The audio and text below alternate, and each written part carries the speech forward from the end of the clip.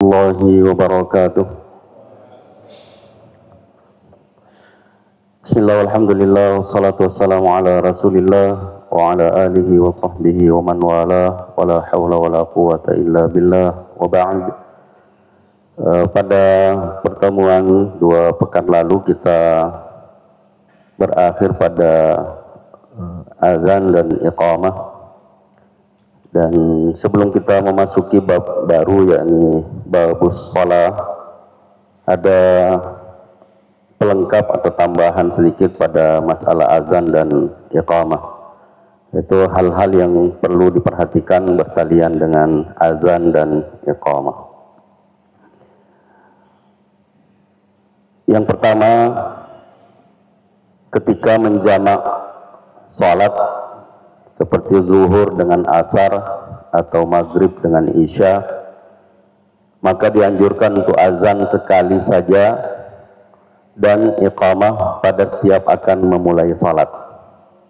Jadi azan cuma sekali, kemudian iqamah pada salat asar atau zuhur, kemudian setelah selesai ya qamat lagi untuk salat asar. Begitu juga maghrib dan isya. Yang kedua, jika sudah di iqamah lalu terjadi sesuatu yang membuat salat ditunda sejenak, maka tidak perlu mengulangi iqamah lagi. Ya, seperti yang biasa terjadi ya, ketika menyangka bahwa imam tidak hadir, ya diqamat, ya tiba-tiba imamnya muncul. Nah, maka ini tidak perlu diulangi, ya iqamah itu tidak perlu diulangi.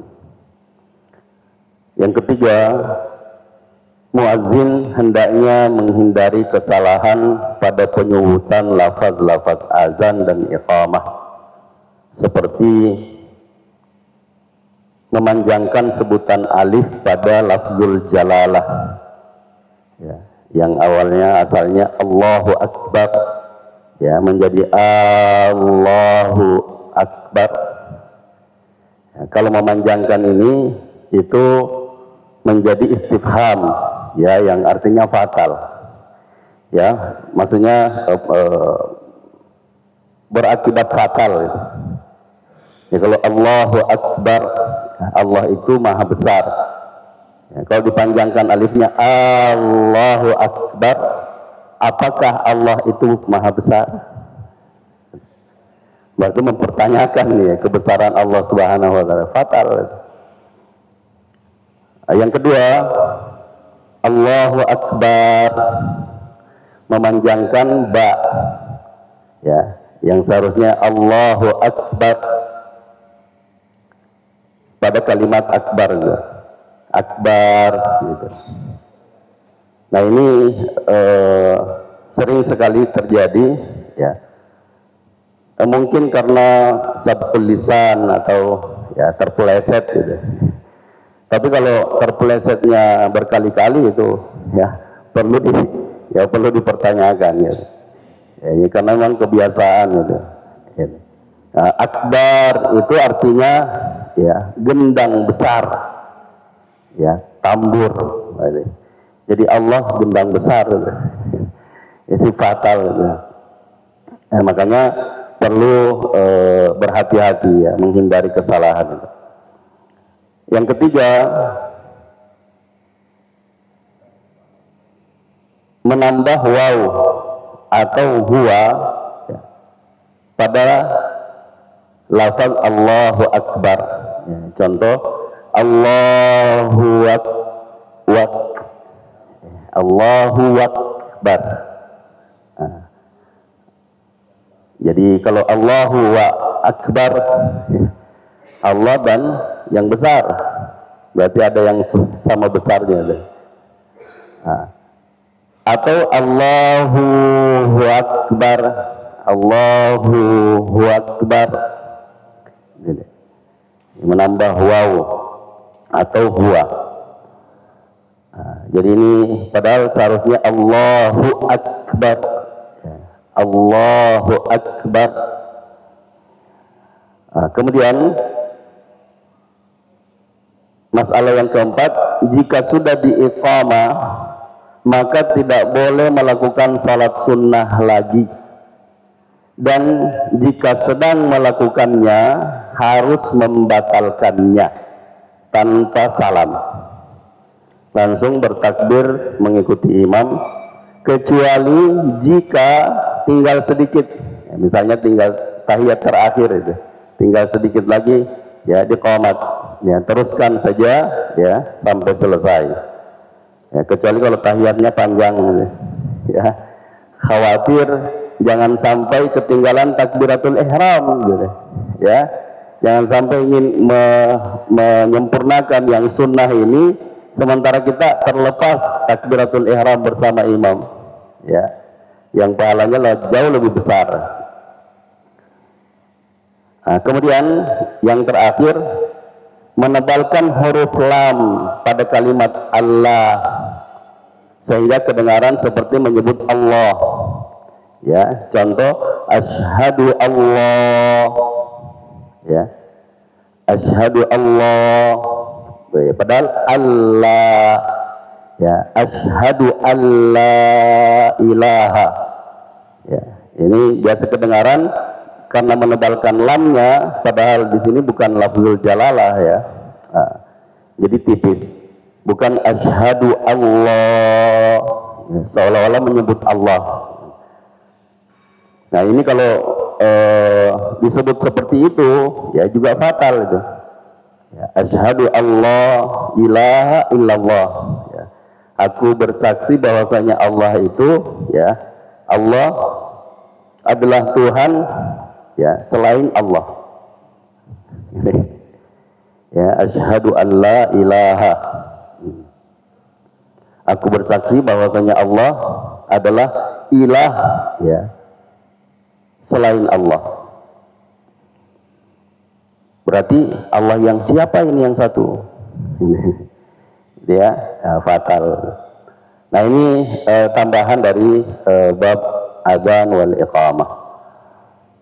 Selanjutnya kita memasuki bab baru, yaitu bab salat, dan ada beberapa hal yang ingin saya sampaikan pada pertemuan hari ini, ya tentang salat ini. Yang pertama definisi salat, yang kedua kedudukan dan keutamaan salat dalam Islam, yang ketiga hukum salat dan orang yang meninggalkannya karena mengingkari kewajibannya, ya dan yang terakhir macam-macam salat. Ya, 4 hal ini mudah-mudahan ya cukup waktu 21 menit, ya atau 20 menit lah. Nah yang pertama definisi salat. Salat menurut bahasa artinya doa, ya, atau doa yang baik. Sedangkan menurut istilah adalah suatu ibadah yang mempunyai gerakan dan bacaan yang khusus, yang diawali dengan takbir dan diakhiri dengan salam. Itu definisi ya umum, ya. Nah, kemudian yang kedua, kedudukan salat dan keutamaannya dalam Islam. Ya, dia merupakan suatu yang memiliki posisi dan kedudukan yang mulia dan agung dalam agama Islam. Banyak hal yang menunjukkan hal tersebut. Maksudnya banyak dalil yang menjelaskan tentang kedudukan ya salat yang agung ini dalam Islam. Antara lain, salat merupakan rukun kedua dari rukun-rukun Islam. Nabi Shallallahu Alaihi Wasallam bersabda, "Bunyan Islamu ala khamsin, syahadati an la ilaha illallah wa anna Muhammadan Rasulullah." Ini rawahu Al-Bukhari.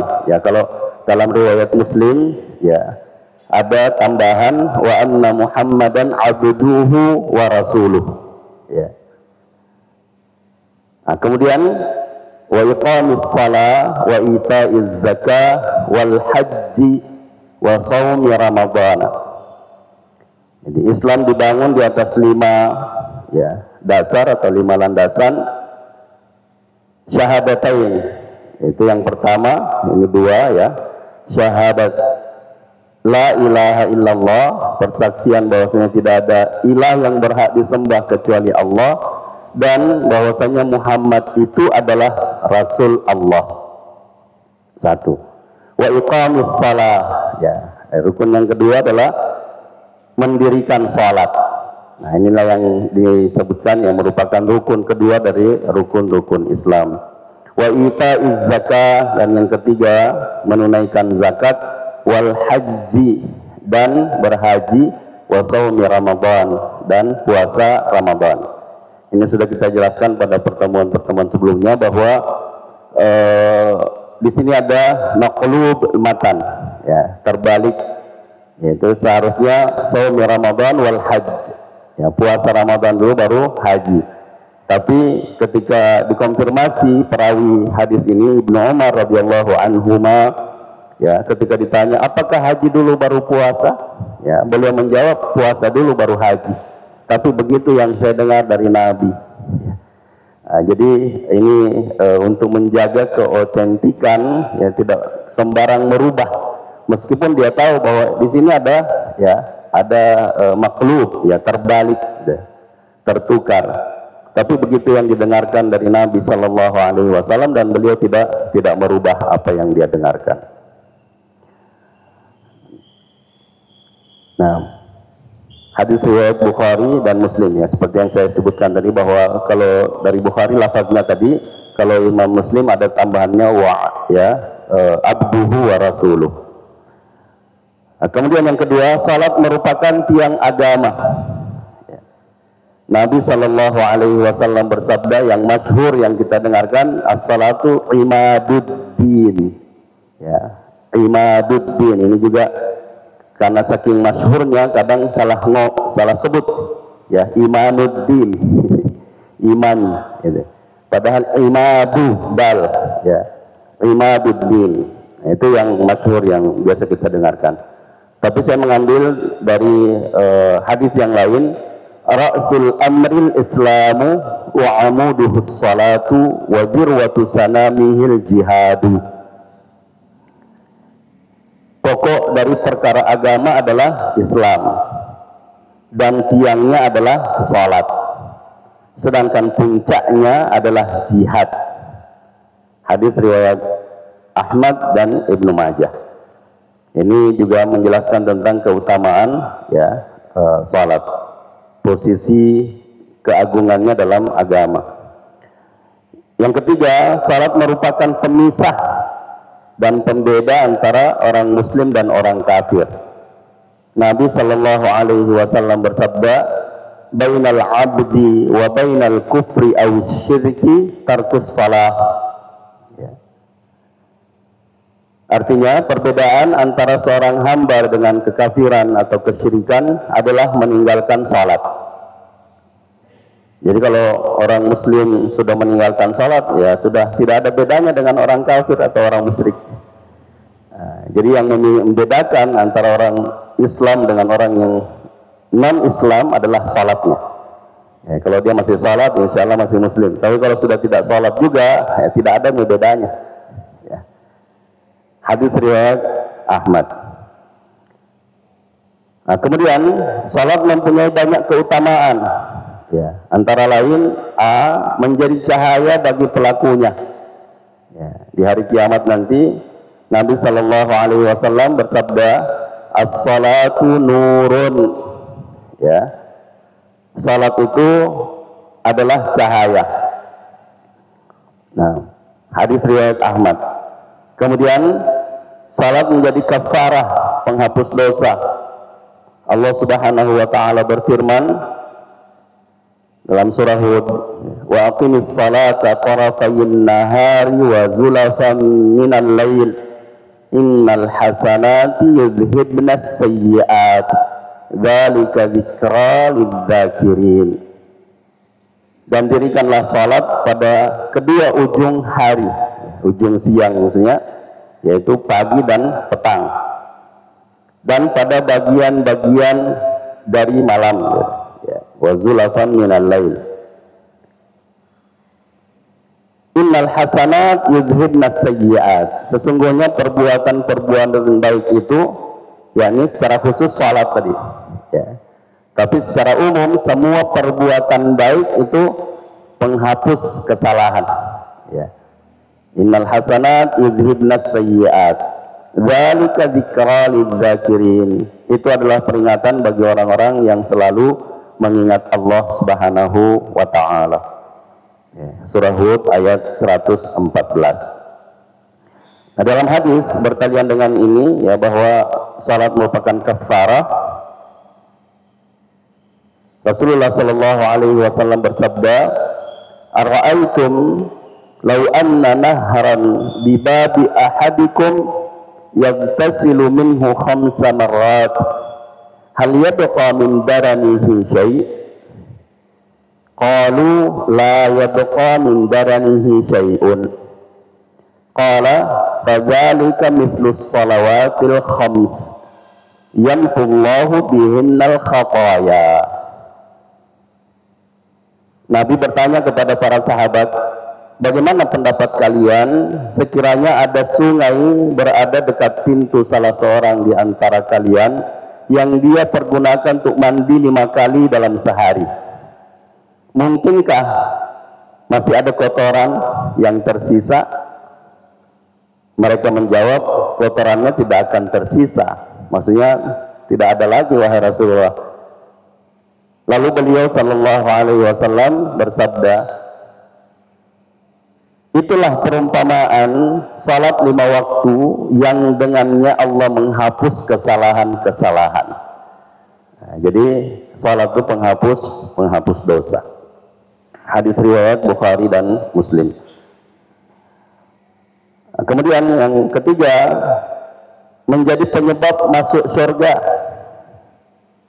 Nabi sallallahu alaihi wasallam bersabda kepada Rabi'ah bin Ka'ab al-Aslami ketika beliau meminta menemani atau bersama dan dekat dengan Nabi di surga. Ya, jadi sababul wurud hadis ini, Rabi'ah bin Ka'ab al-Aslami ini pernah bermalam di rumah Nabi sallallahu alaihi wasallam, dan ketika tiba waktu salat, ya, beliau menyiapkan wudu, ya, tempat wudunya Nabi sallallahu alaihi wasallam dan semua keperluannya. Nah, sesudah Nabi sallallahu alaihi wasallam berwudu, beliau mengatakan kepada Rabi'ah bin Ka'ab, ya, is'al, mintalah. Lalu beliau mengatakan, as'alu murafaqataka fil jannah. Ya, saya meminta agar aku bisa menemanimu di surga. Ya. Kata Nabi sallallahu alaihi wasallam, awalaysa dzalik? Ya. Apa ada yang lain dari ini? Huwa dzak ya Rasulullah. Ya miroh. Ya. Doakan supaya saya bisa menemanimu, membersamaimu di surga. Luar biasa ini. Tidak minta doakan supaya kaya, ya. Tidak, dia minta bagaimana supaya saya sama-sama denganmu, ya, dengan Nabi sallallahu alaihi wasallam di surga. Lalu Nabi sallallahu alaihi wasallam mengatakan, fa'inni ala nafsika bikathratis sujud. Ya, bantulah aku agar Allah mewujudkan keinginanmu, ya, membersamaiku di surga dengan banyak melakukan sujud. Ya, banyak salat, ya, maksudnya.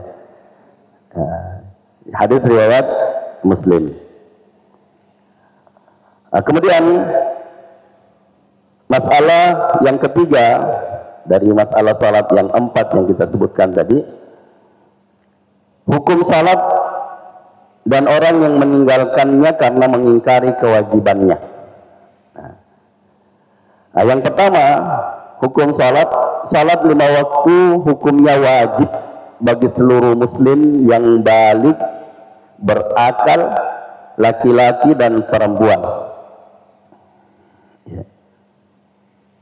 Allah Subhanahu wa taala berfirman, wa aqimus salata wa atuz zakata warka'u ma'ar raki'in. Dirikanlah salat dan tunaikanlah zakat dan rukuklah bersama orang-orang yang ruku'.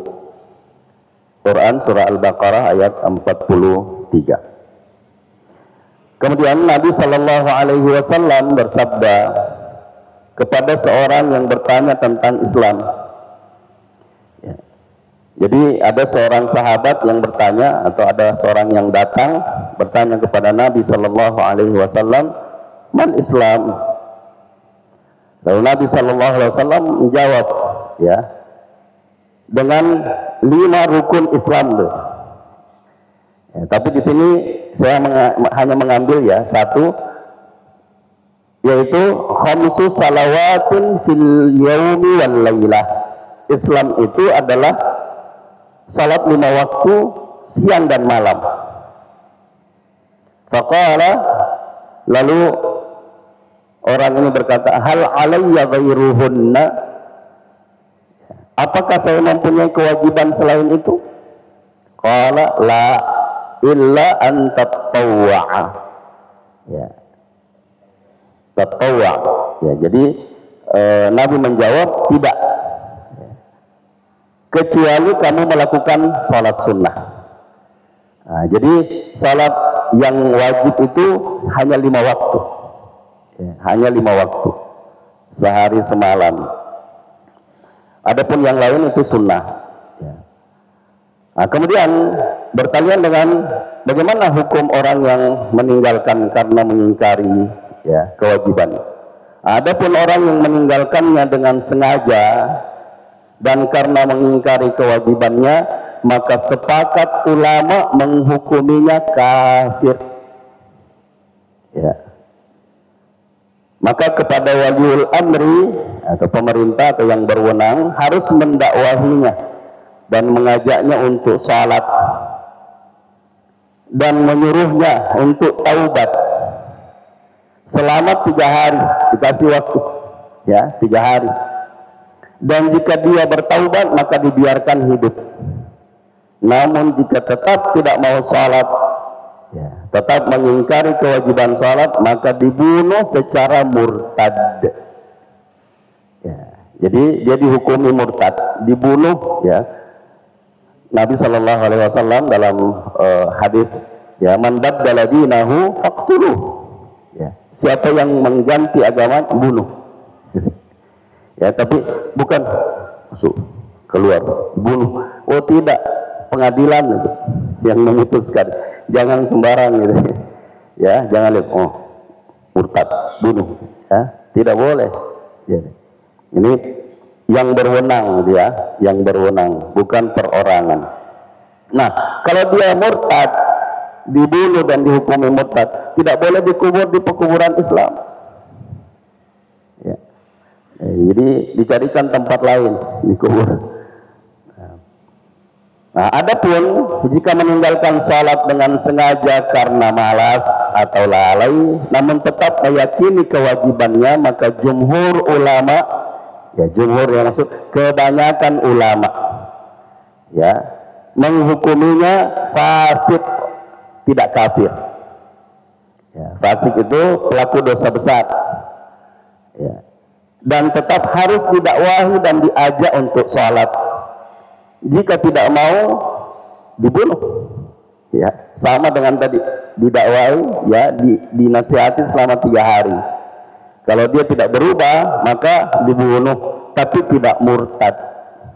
Ya, tidak murtad, sehingga boleh dikuburkan di pekuburan Islam. Nah, itu jumhur ulama, ya. Ya, jumhur yang dimaksud di sini Hanafiyah, ya, kemudian Malikiyah dan Syafi'iyah. Ya, ini 3 mazhab ini mengatakan dia tidak kafir, tapi dia adalah pelaku dosa besar. Nah, adapun Hanabilah, ya, mazhab Hanabilah, Imam Ahmad bin Hanbal mengatakan kafir. Ya, sama dengan meninggalkan dengan sengaja karena mengingkari. Ya, ini padahal yang disebutkan tadi, ya, dia tidak mengingkari. Ya, dia tidak melakukannya dengan sengaja karena, ya, cuma malas atau lalai. Nah, jadi jumhur ulama mengatakan dia tidak kafir, ya, dia fasik, tapi madhab Hanabilah mengatakan kafir. Nah, kemudian yang keempat, macam-macam salat. Nah, jadi ini kita sudah maklumi semua ya bahwa salat itu ada dua, ya, ada yang fardu atau wajib dan ada yang tatawwu atau sunnah. Nah insya Allah pada pertemuan berikutnya kita akan menjelaskan masalah ini, ya. Tapi sebelum menjelaskan tentang salat fardu dan macam-macam salat sunnah, ya, ada beberapa yang ingin saya tambahkan ya sebagai penjelasan tambahan pada malam ini, karena juga nanti kita akan menjelaskan meskipun sudah pernah kita bahas ini di usul fiqh, ya. Kalau tidak salah saya mencoret-coret di papan tentang mawaqit as-salah, ya, waktu-waktu salat. Nah, yang saya maksudkan tambahan ini adalah syarat-syarat salat. Ya, kalau dalam bahasa bahasa buku fikihnya syurutus salah. Ya, syurut. Jadi jamak dari syarut. Nah, syarat-syarat salat. Nah, syarat salat itu ada dua. Ya, ada yang disebut dalam syarat wajib, ada syarat sah. Ya. Nah, syarat wajibnya adalah Islam, balik, berakal, ya, dan mumayyiz. Ya, maksudnya mumayyiz ini sudah bisa membedakan antara yang baik dan yang buruk. Nah, jadi kalau yang belum itu tidak wajib. Jadi kalau dia Islam, ya, dia Islam tapi belum balik, ya, belum wajib. Ya. Dia Islam balik tapi tidak berakal, tidak wajib, ya, tidak wajib. Nah ini biasanya kita di penjelasan syarat itu adalah akil balik, ya, akil balik, berakal balik. Padahal ini dua hal yang berbeda, ya. Berakal belum tentu balik, ya, dan balik belum tentu berakal. Ya, biasa kita lihat orang yang sering tidak pakai baju, ya, jalan. Itu siapa yang bilang dia belum balik gitu? Ya, tanda-tanda baliknya nampak sekali, gitu. Ya, sudah panjang jenggotnya, panjang kumisnya, ada jakunnya, kelihatan itu. Ya, tapi dia tidak berakal. Ya, bukti tidak berakal, biasa ngais-ngais tong sampah, ya, ngambil dimakan gitu. Itu tidak berakal, ya. Nah itu tidak wajib baginya, ya, salat. Nah sehingga kalau ada orang mengaku Islam balik berakal tidak salat, ya, ini lebih parah daripada yang benar-benar tidak berakal. Nah kemudian yang kedua syarat sah. Syarat sah maksudnya syarat sah di sini adalah kalau tidak memenuhi persyaratan ini maka tidak sah salatnya. Ya. Sama dengan tadi syarat wajib. Kalau tidak memenuhi itu maka tidak wajib salat.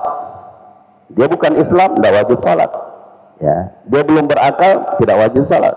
Dia belum balik, tidak wajib salat. Ya. Tapi kalau dia di bawah umur misalnya, ya, Nabi menganjurkan, ya, muru auladakum bis-salati, ya, lisab'i. Nah, jadi ajakkan, ya, perintahkan anakmu salat pada usia 7 tahun. Ini pendidikan, ya. Wadribuhum biha li'ashr. Ya. Tapi kalau sudah 10 tahun masih tidak mau salat, boleh dipukul. Ya. Ini tarbiyah, ya, dari Nabi Shallallahu Alaihi Wasallam. Nah, begitu juga sambungan hadis ini, ya, wa fariquhunna fil madaji', ya, dan pisahkan keduanya, ini anak yang berbeda jenis kelamin pada tempat tidur, jangan kasih seketiduran gitu. Anak laki-laki dan perempuan kalau sudah 10 tahun pisahkan, ya, pisahkan. Nah kemudian syarat sah, ya, yaitu pertama suci dari hadas kecil, ya, apalagi besar. Yang kedua suci dari najis, ya, atau kotoran. Jadi kalau tidak suci dari hadas kecil, ya tidak sah salat. Tidak suci dari najis, tidak sah salat. Nah, kecuali pada perkara-perkara yang sudah kita jelaskan ya pada pertemuan sebelumnya, dalam keadaan darurat. Nah, ini berbeda ya, dalam keadaan darurat. Ya, seseorang bisa salat dalam keadaan najis, ya, bersamanya kotoran, gitu. Nah, kemudian yang ketiga, masuknya waktu. Jadi kalau ada orang salat belum masuk waktu, ya tidak sah salat. Kenapa? Tidak memenuhi syarat sah. Nah, misalnya jam zuhur, ya, jam 12 lewat 10. Di 10 nih 2. Ya, padahal belum, masih ada 10 menit. Ya, dia salat zuhur belum masuk, tidak sah salat. Nah, kemudian yang keempat, menutup aurat. Ya, jadi menutup aurat. Nah, bagi laki-laki, ya, jumhur ulama bahkan konsensus ya, ulama mengatakan aurat laki-laki itu ya minas surah ila rukbah, dari pusat ke lutut. Jadi pusat dan lutut ini aurat bagi laki-laki. Ya, meskipun ada dari sebahagian ya ahli bahasa yang mengatakan huruf min dan ilah itu min lil ibtida, ilah adalah huruf intiha. Berarti minas surra, ya, kalau disebut dari pusat, ya, apakah pusat itu masuk ila rukbah sampai ke lutut, lutut itu masuk? Nah, ini perbedaan pendapat ya. Nah, apakah dia dari dari pusat sampai ke lutut, maksudnya pusat masuk, lutut juga masuk. Ya. Sebagian mengatakan tidak, ya, dari segi bahasa ya, dari segi bahasa. Misalnya kalau kita mengatakan saya berangkat dari Sinjai ke Makassar, ya. Apakah dari Sinjai yang dimaksud harus dari tengah kota Sinjai, ya, sampai di Makassar, masuk kota Makassar, atau dari perbatasan boleh? Itu dari Sinjai sampai perbatasan Makassar. Nah, itu disebutkan. Nah, tapi jumhur ulama mengatakan bahwa aurat ya laki-laki itu adalah pusat ya sampai ke lutut. Kemudian menghadap kiblat, ya. Yang kelima menghadap kiblat. Kemudian yang terakhir berniat. Jadi kalau dia melakukan salat tidak berniat, maka tidak memenuhi syarat sah salat, tidak sah salat. Ya, meskipun niat itu tidak dilafazkan, ya, tapi sebaiknya disebutkan di dalam hati, saya mau salat apa, ya. Misalnya kita berdiri untuk salat zuhur, sebutkan dalam hati, saya mau salat zuhur, saya mau salat asar. Kalau dia mukim 4 rakaat, kalau dia musafir misalnya dia mau mengkasar ya 2 rakaat, disebutkan, ya, ta'yin, ya, disebut dalam mazhab Maliki Syafi'i itu harus dita'yin, ya, disebutkan dengan jelas. Nah, ya, meskipun jumhur ulama mengatakan ya tidak mesti dilafazkan, ya. Jadi an-niyatu kata Nabi huna, ya, di dalam hati. Bahkan ada kalau di mazhab Hanabilah ya kalau tidak salah, dengan tegas mengatakan melafazkan niat ya salat kecuali haji dan umrah ya itu bid'ah, ya, bid'ah itu ya. Tapi ini satu ya dari mazhab yang terkenal yang 4 itu. Jadi 3 diantaranya mengatakan ya tidak melafazkan, tapi tidak mengatakan melafazkannya bid'ah. Nah, jadi ini yang bisa kita jelaskan ya untuk kesempatan ini. Mudah-mudahan pada pertemuan yang akan datang kita ya.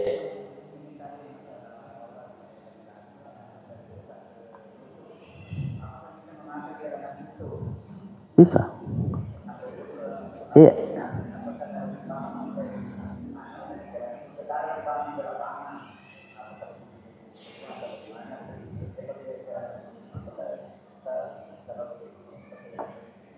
Iya. Jadi kalau dia menutup aurat, ya menutup aurat, menutup pusat, menutup lututnya, maka sah, ya. Tapi kehati-hatian, ya, jangan sampai sementara salat, ya, taloroki turun, ya, atau nangkai naik, ya. Nah, seperti yang biasa kita saksikan, biasa ada orang celananya itu pendek sekali, gitu, ya, sampai kelihatan kolor hijau, gitu. Ya, batena nakka. Jadi kenapa tidak, ya, sekali. Nah itu atau karena tidak paham, misalnya dia memakai celana yang robek, ya, robek di atas lututnya, gitu.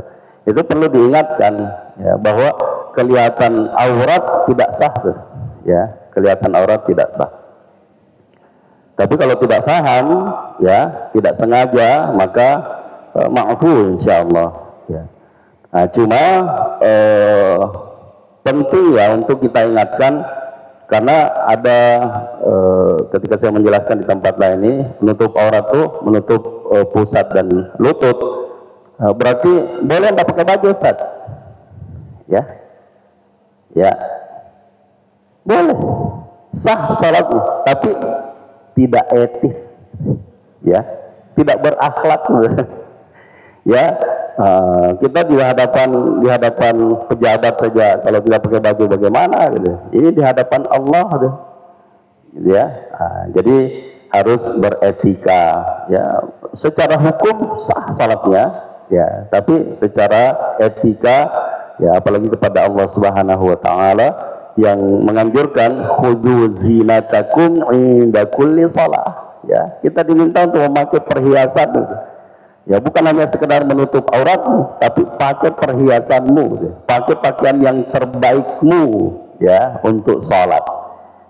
Makanya Nabi Shallallahu Alaihi Wasallam itu dalam satu riwayat, ya, disebutkan bahwa Nabi itu ada pakaian khususnya, ya, pakaian sholat, lain yang dipakai sholat, lain yang dipakai kerja.